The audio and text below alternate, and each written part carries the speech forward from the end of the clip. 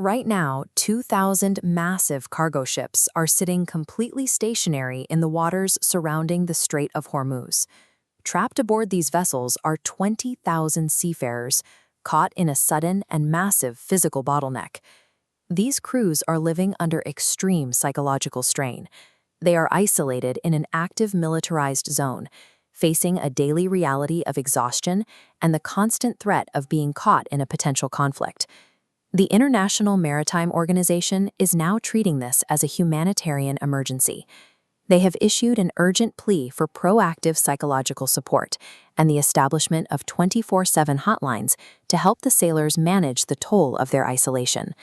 Ordinary commercial sailors now find themselves on the front lines of the standoff, living in a floating purgatory while the world waits for a diplomatic resolution.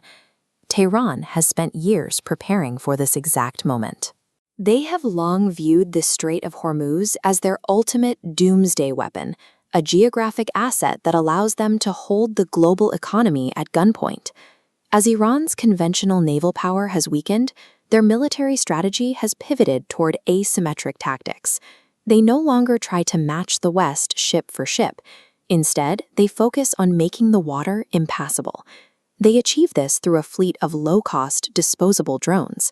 These small aircraft are capable of harassing massive tankers and creating a high-risk environment that halts commercial traffic. Even simple, decades-old naval mines are enough to paralyze the strait. One single explosion can lead to a complete shutdown of international shipping lanes for weeks. This creates a brutal imbalance. It costs Iran almost nothing to deploy these cheap tools, yet the international effort to safely clear and reopen the strait is proving to be a logistical and financial nightmare. As these ships remain anchored, the global economic engine is effectively losing its primary fuel line. This 21-mile gap is Earth's most vital energy artery. 25% of all seaborne oil passes through this single choke point. The congestion worsens with gas. 20% of global liquefied natural gas also funnels through these exact waters. The crisis is now hitting global supply chains for essential commodities like fertilizer, sulfur, and helium, materials that are just as vital to modern industry as the oil itself. When traffic in Hormuz stops, the impact is felt far beyond the pumps. The global economy enters a state of suffocation as the flow of these basic resources is cut off. The International Energy Agency has issued a stark warning, classifying this as one of the greatest threats to global energy security in history. The timing is catastrophic. This closure is compounding the energy shocks already rippling through the market from the ongoing war between Russia and Ukraine. The scale of this pressure is historic.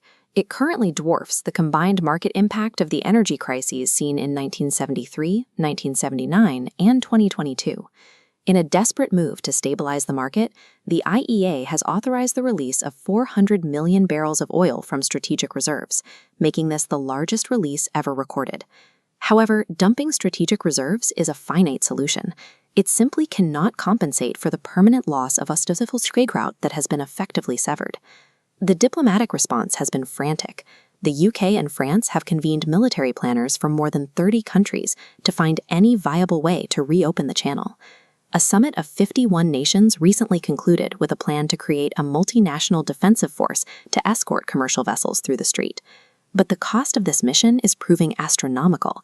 Shielding every tanker requires a fleet that few nations can afford to maintain indefinitely. Meanwhile, maritime insurance rates are still so high that most commercial companies refuse to enter the water, regardless of the military presence. The European Union, led by figures like Kaja Kallas, is expanding political sanctions to punish those violating freedom of navigation. But these measures are economic in nature. They cannot physically force a ship to move through a minefield. It is a sobering reality.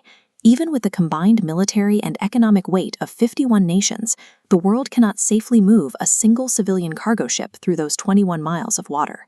To restore the global economy, the strait must process 130 ships every single day. That is the bare minimum required for stability. A military escort cannot maintain that volume for long. Eventually, the world must face the fact that reopening the strait is impossible without the direct cooperation of Iran. This is the ultimate goal of Tehran's strategy. By holding this choke point, they have gained massive geopolitical leverage and the power to rewrite regional rules, all without ever crossing the nuclear threshold. In this new landscape, international maritime law has been superseded by raw geographic leverage, leaving the global economy and thousands of sailors at the mercy of one narrow stretch of water.